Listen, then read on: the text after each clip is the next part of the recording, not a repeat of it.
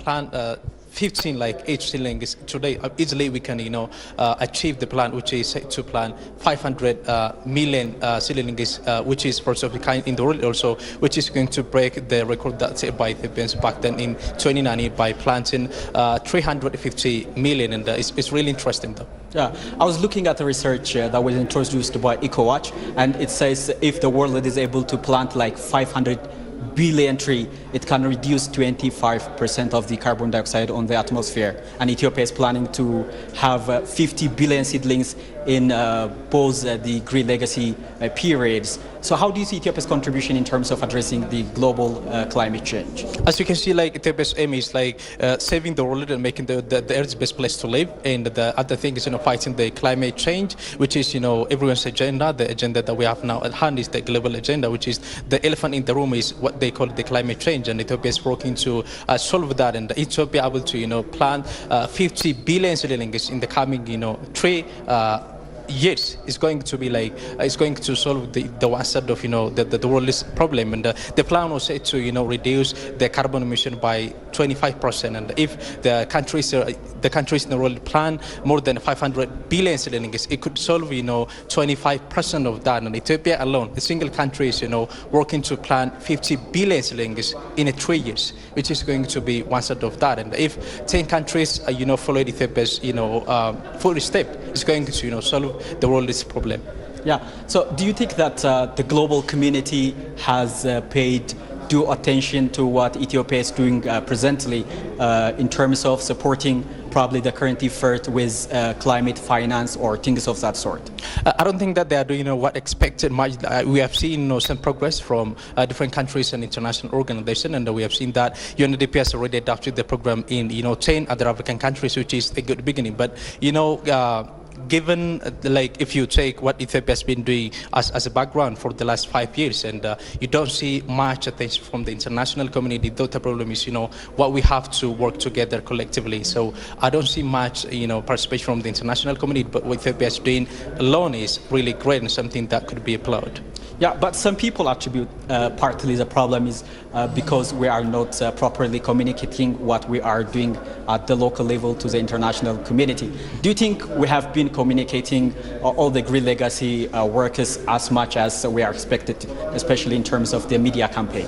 I don't think that much has done, when it comes to media campaign, and as most of our reports and covering programs are like in local language.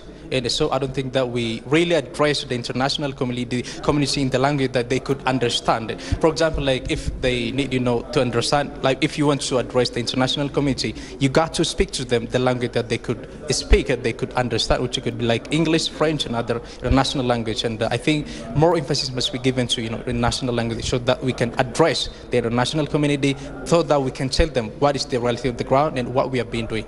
Yeah, actually 500 million, planting 500 million seedlings is a very big number if you see the experience of different countries. I was looking at a data coming out of UK.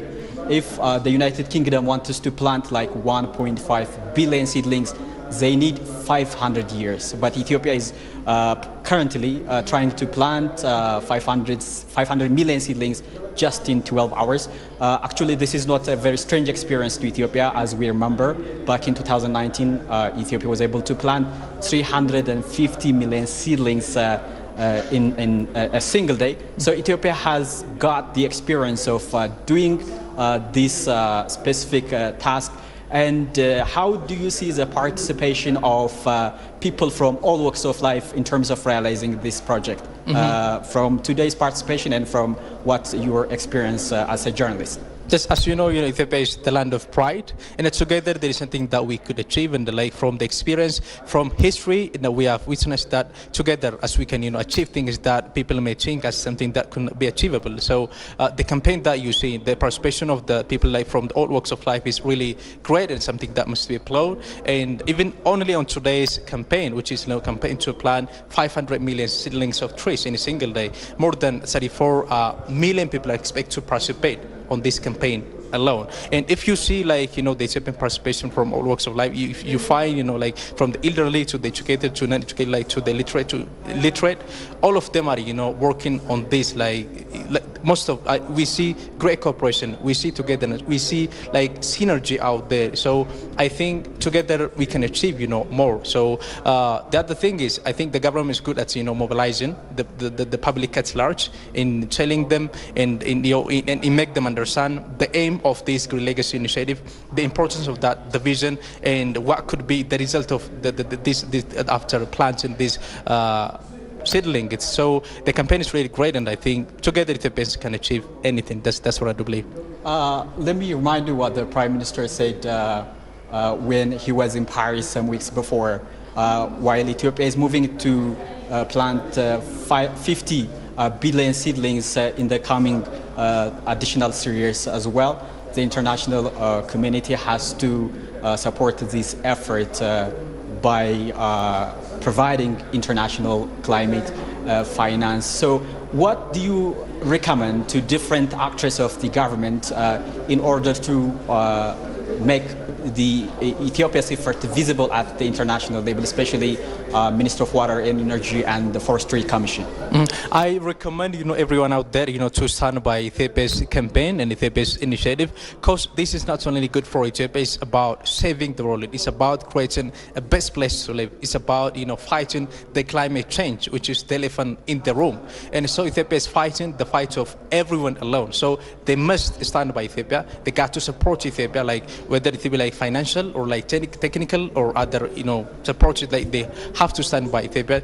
Recently, as you have raised on the Paris Financial Pact, Prime Minister Dr. Abiy has participated, and they said if we could able to contribute $1 to each of 50 billion shillings Ethiopia is going to plan, it's going to be like a huge impact on world fighting against the climate change.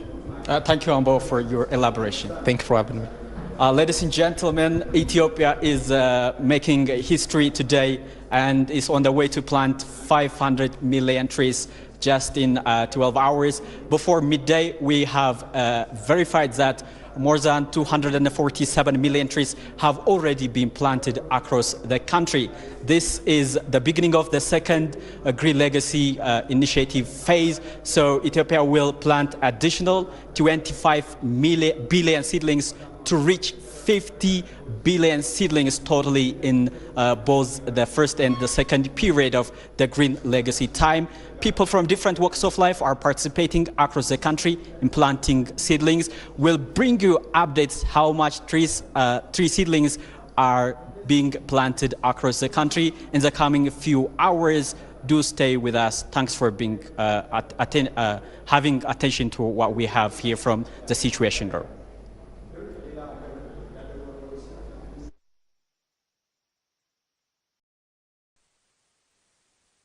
ኢትዮጵያን በማልበስ ጉዳይ ሁሉም ኢትዮጵያውያን በአንድ መንፈስ ግርማዋን መመለስ እንድንችል ከሁላችን የሚጠበቅ ይሆናል።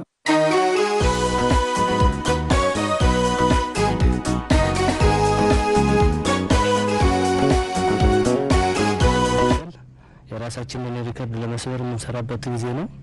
በቅድሚያ እንኳን አደረሰሽ አንቺም። ይሄ ግቢ እንግዲህ እንደምታዩ በጣም ግሪን ነው። ተጨማሪ ችግኞች እየተከልን ነው።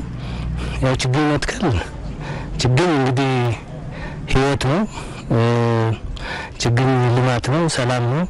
አሁን ደግሞ እየተከልን ያለነው ችግኝ ከተጠቃሚነት ጋር በቀጥታ ከኢንቫይሮንመንታል ተጠቃሚነት ብቻ ሳይሆን አትክልትና ፍራፍሬዎችን በተለይ ፍራፍሬዎችን እንደዚህ እንደ አቮካዶ የመሳሰሉትን ነው እየተከልን ያለነው። ስለዚህ ችግኝ መትከል ለሁሉም ሰው በጣም አስፈላጊ ነው። የጥሩ አባት የጥሩ ትውልድ መገለጫ ነው። እንግዲህ በእኛ በሀገራችን አባባል መልካም አባት አትክልቶችን ዛፎችን ተክሎ ያርሳል ለልጆቹ፣ መጥፎ አባት ደግሞ ደም ያርሳል ይባላልና ስለዚህ የሰላም ተምሳሌት ናቸው። ኢንቫይሮንመንታችንን መጠበቅ ብቻ ሳይሆን ያው ጫካ ውስጥ ብዙ ጊዜ ወደ ጫካ ስንሄድ ጫካ ውስጥ ለማንበብ ስንፈልግ ያው ሰላም አለ። ጫካ ውስጥ አዋፋት አሉ፣ አራዊቶች አሉ፣ ብዙ ነገር ጫካ ውስጥ በጣም የሰላም ምልክት ነውና ከዚህ መማር አለብን ሁላችንም ኢትዮጵያውያን። ይሄ እንግዲህ ችግኝ የመትከል ጉዳይ የከሌ የሚባል አይደለም። በጠቅላይ ሚኒስትራችን ኢኒሼቲቭ ባለፈው 4 አመታት 25 ቢሊዮን ተክለናል። አሁን የሚቀጥሉት 3 አመታት ደግሞ 25 ቢሊዮን ታቅዷል። እንግዲህ በዚህ አመት የራሳችን ሪከርድ ዛሬ ለመስበር ነው እንጂ ተከላው ይቀጥላል። ዛሬ የመጨረሻ መርሃ ግብር ሳይሆን ዛሬ አጠቃላይ መርሃ ግብሩ በአንድ ጀምበር ውስጥ 500 ሚሊዮን ችግኞችን እና ከዚያ በላይ መትከል ነው። በእርግጠኝነት ወደ 1 ቢሊዮን የሚጠጋ እንትከል ይመስለኛል። እንግዲህ እዚህ ግቢ እንኳን ከ2000 በላይ ችግኞች ዛሬ እንተክላለን ብለን ነው ያቀድን። አጠቃላይ በዚህ አመት ከ20000 በላይ ችግኞች አዘጋጅተናል። እስካሁን 17000 በላይ ተክለናል። ቀሪዎችን ደግሞ ዛሬና በቀሪ ሳምንታት እንተክላለን እና መትከል ብቻ ሳይሆን መንከባከብ ያስፈልጋል። እንግዲህ ችግኝ መትከል እዚህ ግቢ ውስጥ የተከልናቸው ችግኞች ወደ 90% ጸድቀዋል። ይሄ ስለተንከባከብናቸው ነው። ስለዚህ ሰው መትከል ብቻ ሳይሆን ችግኞችን ተንከባክቦ ማሳደግም እንደሚጠበቅበት በዚህ አጋጣሚ መልእክቴን ለማስተላለፍ ነው። እንግዲህ ሀገር ብዙ ማያግባቡ አጀንዳዎች ያሉበት እና ብዙ ደግሞ የታሪክ መጣረሶች ያሉበት ሀገር ነው። ሁሉም ነገር ግን የሚፈታው በውይይት ነው፣ በንግግር ነው።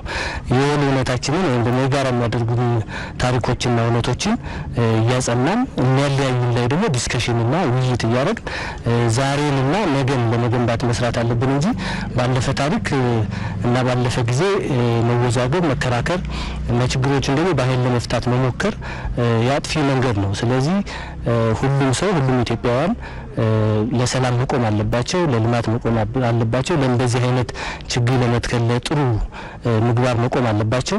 አጥፊ መንገዶችን ግን ቆም ብሎ ማየት ያስፈልጋል። ሁሉ ነገር በውይይት ነው እንጂ የሚፈታው ጦርነትም እኮ ሄዶ ወደ ውይይት ነው፣ ወደ ጠረጴዛ ዙሪያ ነው የሚመጣው፣ ወደ ድርድር ነው የሚመጣው።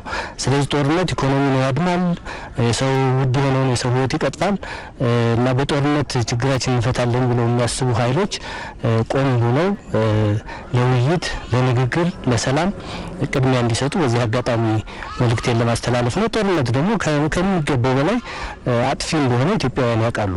ስለዚህ የአጥፊ መንገድ መከተል አያስፈልግም። ይሄን ደግሞ በውስጥም በውጭም ሆነ ራሳቸው ሳይዋጉ ግን ሌላው ወደ ጦርነት እንዲገባ የሚገፋፉ ኃይሎችም ቆም ብለው ሀገራቸውን የሚወዱ ከሆነ ቆም ብለው ለሀገራቸው እንዲያስቡ በዚህ አጋጣሚ ጥሪ ማስተላለፍ ፈልጋለሁ። እንግዲህ ያው ዛሬ አሁን እዚህ ተገናኝተናል ጠዋት። እንግዲህ የአየር ንብረቱም እንደምታየው ባለፈው ስንጀምር በጣም ዝናባማ ነበር፣ እየዘነበ ነው የተከል። ዛሬ ግን በጠዋት ዘንቦ እንትከሉ ብሎ ለኢትዮጵያውያን የሰጠ ይመስላልና ያው ቀን ሙሉ በተከላም እናሳልፍ ዛሬ።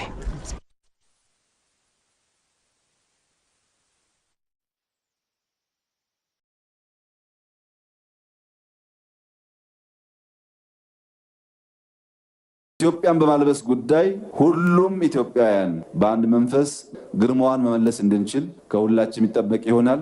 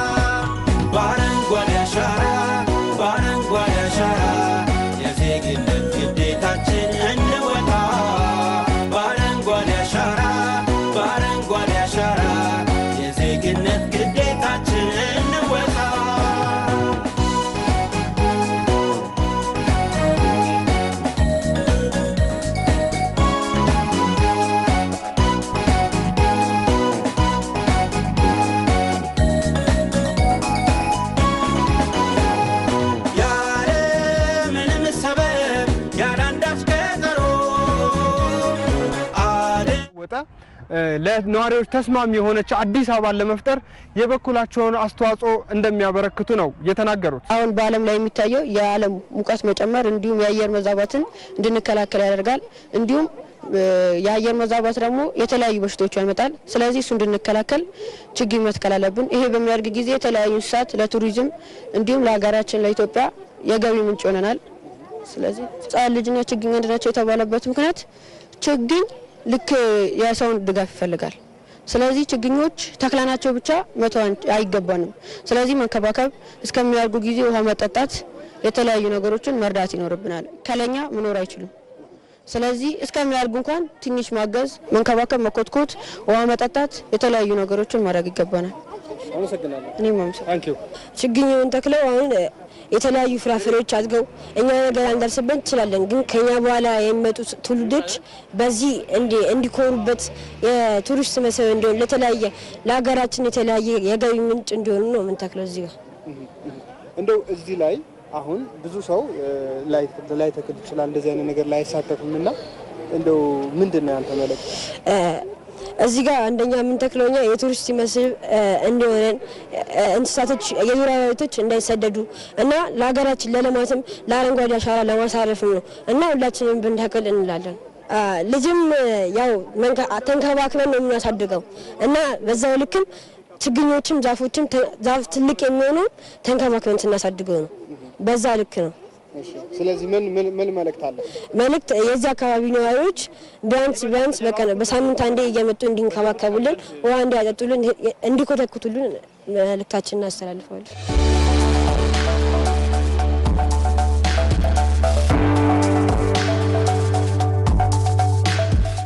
እዚህ ዋና ዓላማዬ ችግኝን የተከልኩትን ችግኝ ለመንከባከብና ፕሮጀክቴን በዚህ አጋጣሚ ለማስተዋወቅ ነው የመጣሁት።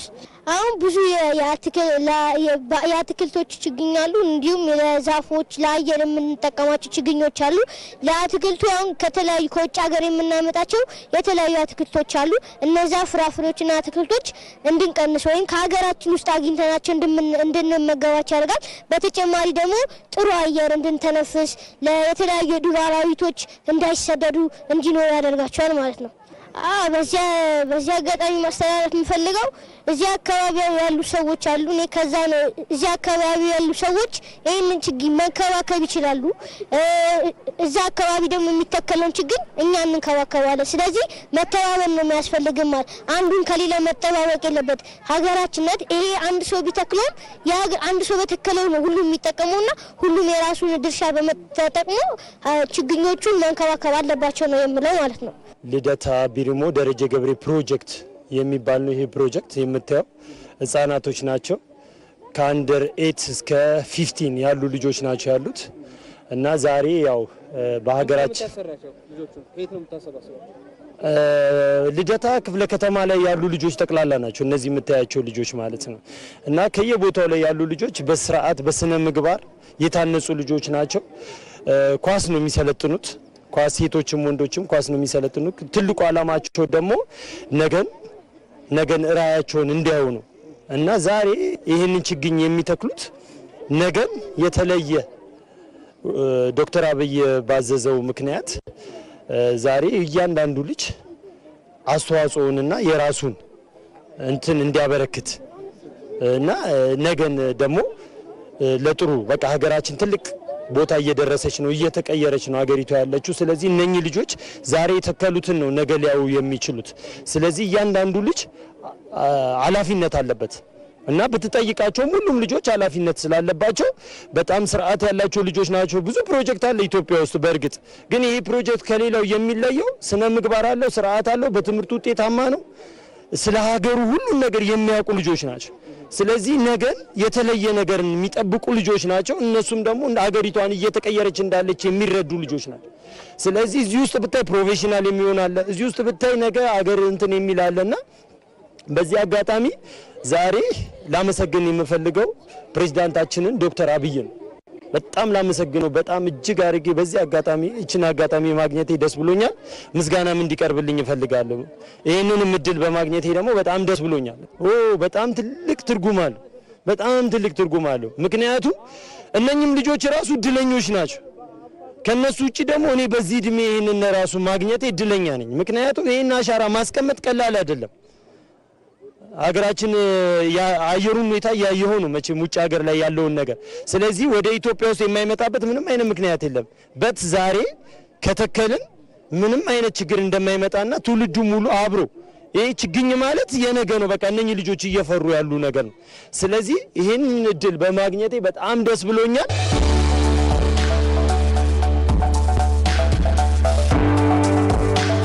የነገዋን ኢትዮጵያ የምንረከበው እኛ ነን የሚሉት እነዚህ ታዳጊዎች ታዲያ ህፃን ልጅና ችግኝ አንድ ነው በመሆኑም እኛ ተክለን ሂደናል በአካባቢያችን ያሉትን ችግኞችን እንንከባከባለን በየአካባቢው ያለው ሁሉም ማህበረሰብ አካባቢው ላይ የተተከሉ ችግኞችን በመንከባከብ ኃላፊነቱን እንዲወጣም መልእክታቸውን አስተላልፈዋል አይደለም ነገ ዛሬ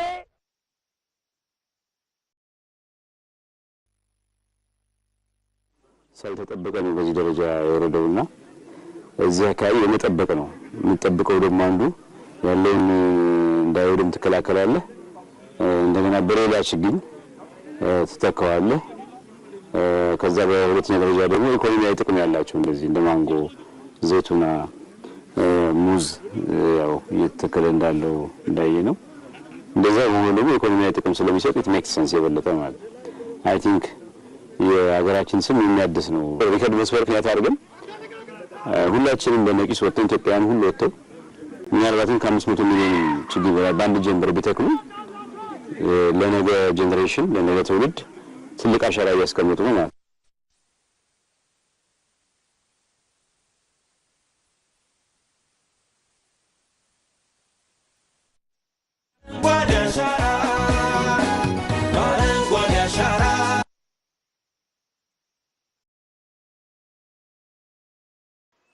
በንግድ ትራንስፎርም ያደርግ የሚችል አቅም ያላቸው እነዚህ ነገሮች ማለት ነው ከምግብ ዋስትና አንፃር ዝም ብሎ ያለውን ሀሳብ ፕሮፐርሊ መጠቀም ከተቻለ በቀላሉ ተራግጠው የምትችል ነገር ነው ጋምቤላ ውስጥ ክልሉ ከዛ በላይ በጣም በብዙ ጥፍ ሊበልጥ የሚችል አቅም ያለው አካባቢ ነው አይ ቲንክ እንደዚህ መተከላቸው ሁላችንም ለመስከል መሞከራችን ሰው እንዲነቃነቅ መሞከሩ የሆነ ጊዜ በድንበር የሚያመጣው ለውጥ አለ እዚህ አካባቢ ጥቅም ላይ ያልዋለ ከፍተኛ የሆነ የባከነ አቅም አለ ይሄን አቅም ለማንቀሳቀስ የህዝቡን የክልሉን ህዝቦች ህይወት ለመቀየር ትልቅ እንትን ይሆናል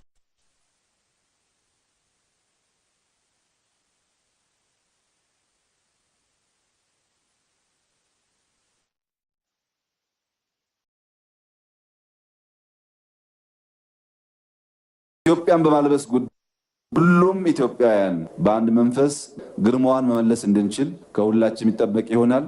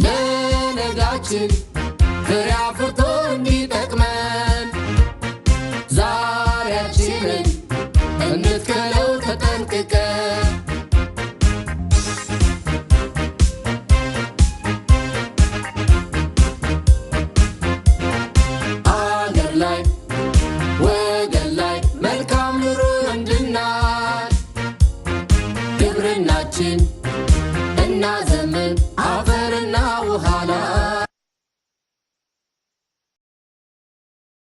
እናዘምን አፈርና ውሃ ላይ ዛፍ እንትከል ሀገር በቀል አረንጓዴ አሻራ ለነጋችን ዛሬ ላይ ለትውልድ እንስራ ለተፋሰስ ልማት ወቅቱን የጠበቀ ዝናብ የሚኖረው ለአረንጓዴ አሻራ የተከልነው ችግኝ አድጎ ሲያፈራ ነው ለምግብ ዋስትና ፍራፍሬ መትከል ድርብ ጥቅም አለ ለሰብል ለእንስሳት ለሰው ልጆች ኑሮ የውሃ ምንጭ ነው አገር ላይ ወገን ላይ መልካም ኑሮ እንድናይ ግብርናችን እናዘምን አፈርና ውሃ ላይ ዛፍ እንትከል ሀገር በቀል አረንጓዴ አሻራ ለነጋችን ዛሬ ላይ ለትውልድ እንስራ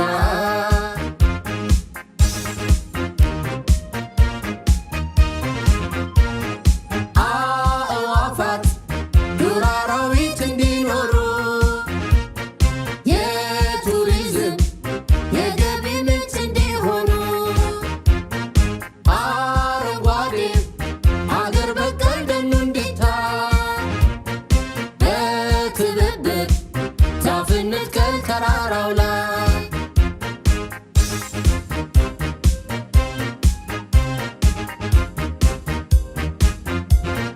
በከተማ በገጠሩ አረንጓዴ አሻራ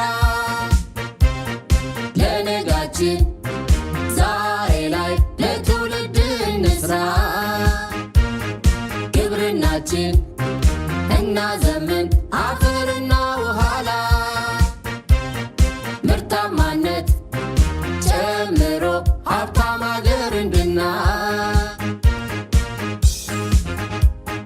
መትከል መንከባከብ መጠቀም መተካት ይሁን ባህላችን ተፈጥሮን ጠብቀን በአረንጓዴ ልማት ይለወጥ ኑሯችን